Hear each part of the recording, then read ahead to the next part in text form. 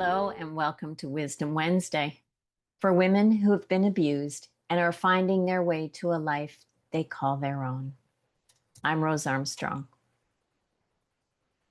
You left the relationship. Maybe you thought that once it was over, you would finally feel free.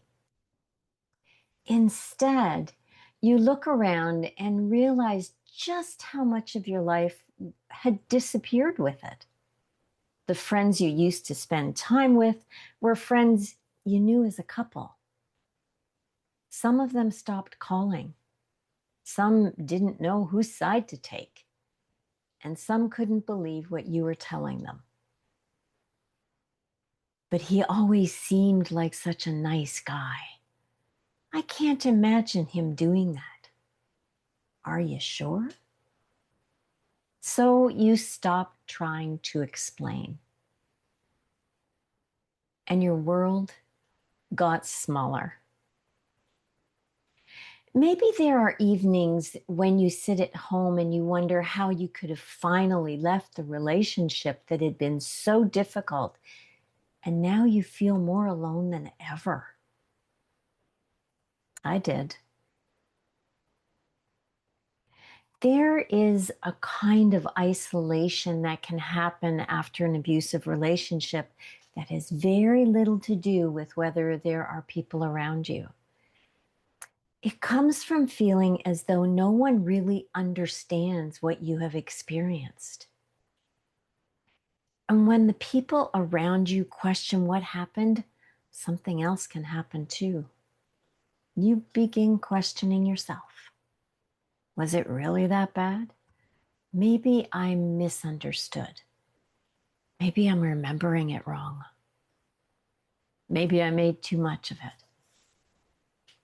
Part of you desperately wants one of those explanations to be true. Because accepting what actually happened can be incredibly difficult when the person who hurt you is also someone you loved, built a life with, laughed with, made plans with, and perhaps raised a family with. Now you're left trying to make sense of what happened while also trying to figure out who you are without that relationship. That's what I want to talk about today. Not simply how to find more people so you don't feel alone. I want to talk about how you begin reconnecting with what you know to be true, how to begin discovering yourself outside of the relationship, and how you begin creating connections with people who have a place in the life you are creating now. Because finding your way out of isolation isn't only about finding people. It's also about finding your way back to your own life. I understand the desperate need for another explanation. There was an incident in my first marriage involving a shotgun. I knew what had happened.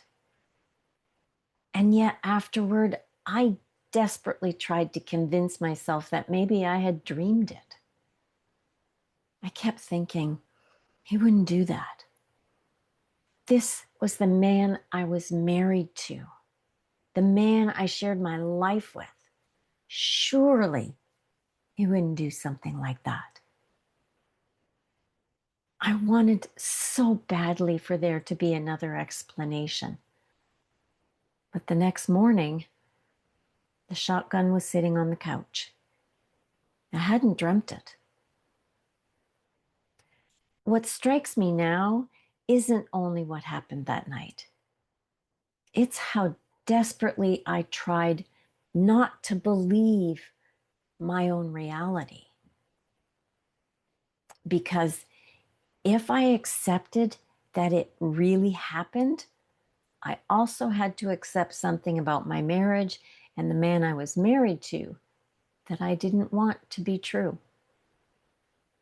And then imagine telling someone what happened and hearing he would never do that, when there was a part of me already saying the exact same thing. That's one of the reasons isolation after abuse can be so difficult. You aren't only dealing with the loss of a relationship and the people you thought would be there for you. You may also be trying to make sense of a reality you wish wasn't yours. And when other people question that reality, it can become even harder to trust what you already know. Looking back, I can see how much I wanted someone else to make sense of what I couldn't make sense of myself. And I don't think my experience is unusual. After an abusive relationship, other people's reactions can carry a lot of weight. When someone believes what happened, it can feel reassuring. When someone questions it, you can find yourself with even more questions on top of the ones you were already asking. But someone else's belief doesn't determine what is true. What happened doesn't become more true because someone believes it. And it doesn't become less true because someone doesn't. Your experience belongs to you. One of the first ways we can begin finding our way out of this kind of isolation is to stop asking other people to confirm what we already know. That doesn't mean we have all the answers. And it doesn't mean we understand everything that happened in the relationship. We may never understand why they did some of the things they did. But you don't need to understand the reasons in order to believe your own experience. You know what was said to you. You know what happened in your home. You know how you were treated. You know what you experienced. And someone else's inability to imagine them behaving that way doesn't change any of it. They know the version of that person they experienced. You know the version you lived with. Those can be two very different things. We can begin by allowing what we know to be enough. You don't have to convince everyone. You don't have to convince anyone. You don't have to keep explaining. And you don't have to gather enough evidence to prove you have the right to feel the way you do about what happened. When you find yourself going back over the relationship and wondering whether it really happened the way you remember, try asking yourself a different question. Instead of asking, was it really that bad? Ask yourself, what do I know to be true about my experience? That question brings you back to the reality of your situation, not their explanation and not someone else's opinion, and not what you wish had happened, what you know. Begin there. Once we begin trusting what we know about our experience, another question rises up. Who am I now? For a long time, so much of life was connected to the relationship.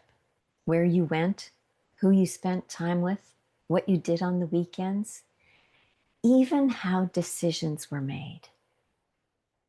even what you did or didn't do, because it was easier than dealing with the reaction it might cause.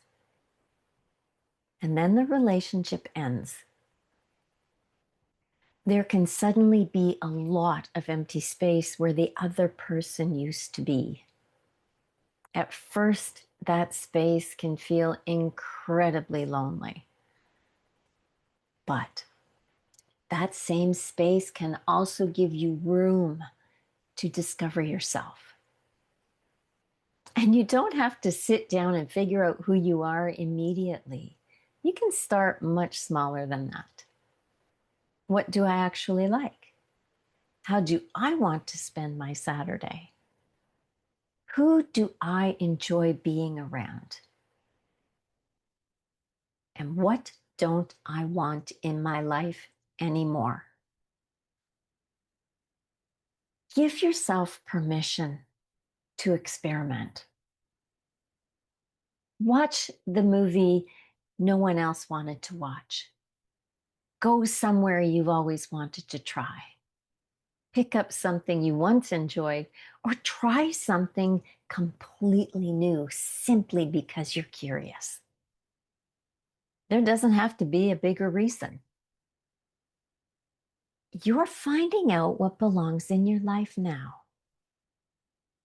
These may seem like small things, but every time you notice, I like this, I don't like that, I'd like to do that again, I don't want that in my life anymore, you're learning something about yourself.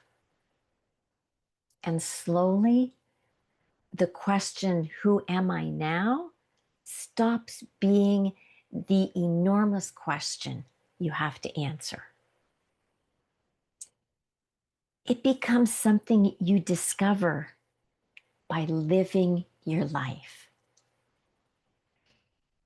The empty space that once felt like evidence of everything you had lost can begin to hold something else: choice, curiosity, your own preferences, your own interests, your own voice.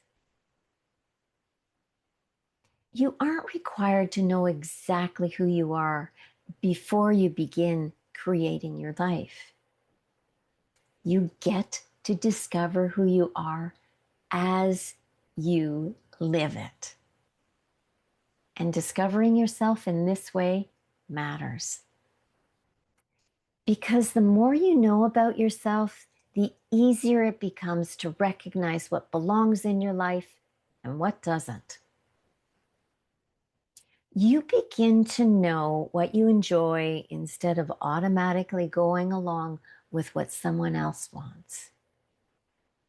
You become clearer about how you want to be treated.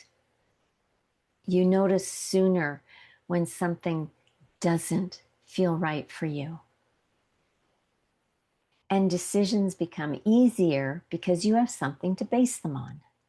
Your preferences, your values, the kind of life you want to create. This is how knowing yourself begins to influence your future. Not because you suddenly have everything figured out, but because you're no longer creating your life without knowing the woman who is going to live it. Connecting with new people can be a daunting task. But as you discover more about yourself, connecting with others can begin to look different too. When you're lonely, almost any connection can feel better than being alone. But filling the empty spaces in your life isn't the same as creating relationships that are good for you. There is no rush to rebuild a social circle. And you don't need a large group of people around you to prove that you aren't alone. Start by noticing how you feel when you're with someone. Can you comfortably be yourself? Is there room for your thoughts, your interests, and experiences too? These are very different questions from, do they like me? Because connection isn't only about being accepted by someone. It's also about deciding whether this is someone you want to make room for in your life. That may mean reconnecting with someone you lost touch with, or becoming better acquainted with somebody you already know. It could be putting yourself in places where you naturally meet people who share an interest with you, a class, a walking group, volunteering, a community event. Do something you enjoy, whether you meet your next best friend there or not. That's important. You aren't going there to fill an empty chair in your life. You're living your life by allowing connection to grow alongside it. Some people will become acquaintances, some may become friends, and some will simply be lovely people you meet along the way. They don't all have to become something more. The goal isn't to surround yourself with as many people as possible. The goal is to create a life where you know yourself well enough to recognize the people with whom you can comfortably be yourself.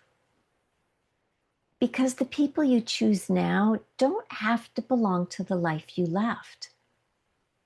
They get to belong to the life you are creating.